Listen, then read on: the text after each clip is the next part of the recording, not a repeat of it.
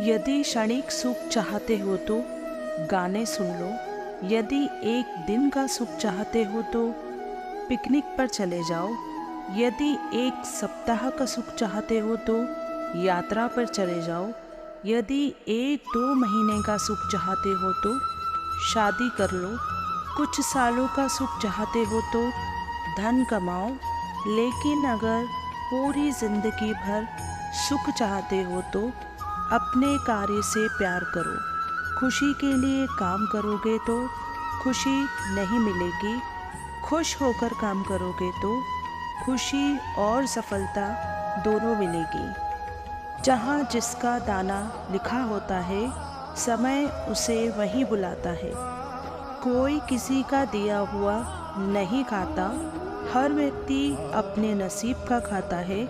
इसलिए मनुष्य को कभी अपने पद, प्रतिष्ठा और माया का घमंड नहीं करना चाहिए। कुछ गैर ऐसे मिले जो मुझे अपना बना गए, कुछ अपने ऐसे निकले जो गैर का मतलब बता गए। दोनों का शुक्रिया।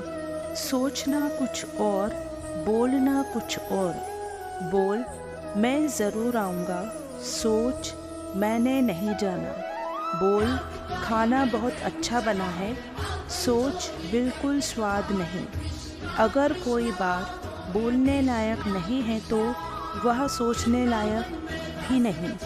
सोच को बदले, बोल को नहीं। रिश्ते बोल से नहीं, सोच से बदलते हैं। जीवन में हम जब भी खराब दौर से गुजरते हैं तब मन में यह विचार ज़रूर आता है कि परमात्मा मेरी परेशानी देखता क्यों नहीं है, मेरा दुख कम क्यों नहीं करता। पर याद रखना, जब परीक्षा चल रही होती है तब शिक्षक मौन ही रहता है। मंदिर में पूजा करते समय गांव की एक लोभी महिला भगवान से बोली, भगवान तेरे लिए 1 सेकंड कितने सालों के बराबर है? भगवान बोले, करोड़ों साल के बराबर। फिर महिला बोली, और करोड़ों रुपए कितने बराबर होते हैं? भगवान बोले, रत्ती बराबर। लालच से महिला बोली, 1 रत्ती मुझे भी दे दीजिए। भगवान बोले, 1 सेकंड मंदिर में ही रुको, लाकर देता हूँ। उम्मीद वर्षों से दहलीज पर खड़ी वो मुस्कान है जो कानों में धीरे से कहती है कि सब अच्छा ही होगा। अगर कल की कोई गलती आज के सपने तोड़ने की हिम्मत करने लगे तो आज ही निश्चय रूप से उस गलती की हिम्मत खत्म कर देनी चाहिए। कहते हैं कि हमारी ये ज़िंदगी साइकिल चलाने जैसी है, इसमें बैलेंस बनाए रखने के लिए चलते ही रहना होगा।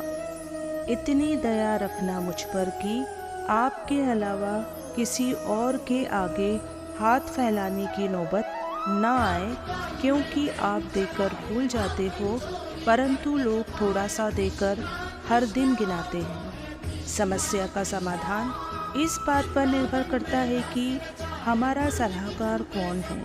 ये बहुत महत्वपूर्ण है क्योंकि दुर्योधन शकुनी से सलाह लेता था और अर्जुन श्री कृष्ण से।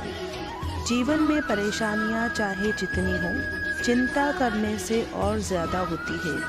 खामोश होने से बिल्कुल कम, सब्र करने से खत्म हो जाती है तथा परमात्मा का शुक्र करने से खुशियों में बदल जाती है। एक गांव में एक किसान रहता था जो दूध से दही और मक्खन बनाकर बेचने का काम करता था। एक दिन बीवी ने उसे मक्खन तैयार करके दिया। वो उसे बेचने के लिए अपने गांव से शहर की तरफ रवाना हुआ। वो मक्खन गोल पेड़ों की शक्ल में बना हुआ था और हर पेड़े का वजन 1 किलोग्राम था। शहर में किसान ने उस मक्खन को हमेशा की तरह एक दुकानदार को बेच दिया और दुकानदार से चाय पत्ती, चीनी, तेल और साबुन वगैरह खरीदकर वापस अपने गांव को रवाना हो गया। किसान के जाने के बाद दुकानदार ने मक्खन को फ्रीज़र में रखना शुरू किया।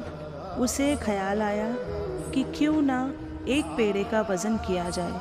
वज़न करने पर पेड़ा सिर्फ 900 ग्राम का निकला।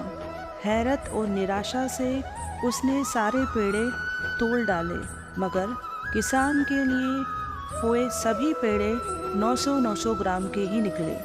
अगले हफ्ते फिर किसान हमेशा की तरह मक्खन लेकर जैसे ही दुकानदार की दहलीज पर चढ़ा, दुकानदार ने किसान को चिल्लाते हुए कहा, दफा हो जा, किसी बेईमान और धोखेबाज शख्स से कारोबार करना, पर मुझसे नहीं। 900 ग्राम मक्खन को पूरा 1 किलोग्राम कहकर बेचने वाले शख्स की मैं शक्ल भी देखना गवारा नहीं करता। किसान ने बड़ी ही विनम्रता से दुकानदार से कहा, मेरे भाई मुझसे नाराज़ ना हो, हम तो गरीब लोग हैं, हमारी माल तोलने के लिए वज़न खरीदने की हैसियत कहाँ। आपसे जो 1 किलो चीनी लेकर जाता हूँ, उसी को तराजू के एक पलड़े में रखकर दूसरे पलड़े में उतने ही वज़न का मक्खन तोलकर ले आता हूँ। जो हम दूसरों को देंगे वही लौट कर आएगा, चाहे वो इज्जत सम्मान हो या फिर धोखा। एक बार राधा कहो, 100 बार कृष्ण हो जाए, राधा राधा सुमिरन करो, जो भवसागर तर पर जाए। आजकल के लोग सच बोलना तो दूर, सच सुनना भी पसंद नहीं करते। इंसान का सबसे बड़ा दुश्मन उसका दिमाग होता है, पकड़ पकड़ कर लाता है वो लम्हे जो तकलीफ़ देते हैं। कहते हैं कि इस दौर में नमस्कार के मकसद भी 1000 होते हैं, चाल अपना मतलब या कभी गलत मंसूबे भी होते हैं। ध्यान रहे कि श्रेय मिले या ना मिले, अपना सर्वश्रेष्ठ देना कभी बंद ना करें। आशा चाहे कितनी भी कम हो, निराशा से हमेशा बेहतर होती है। कई बार झुकने से कई समस्या का समाधान हो जाता है। झुकना महानता की निशानी है। झुकना अर्थात हारना नहीं, किंतु जीतना है।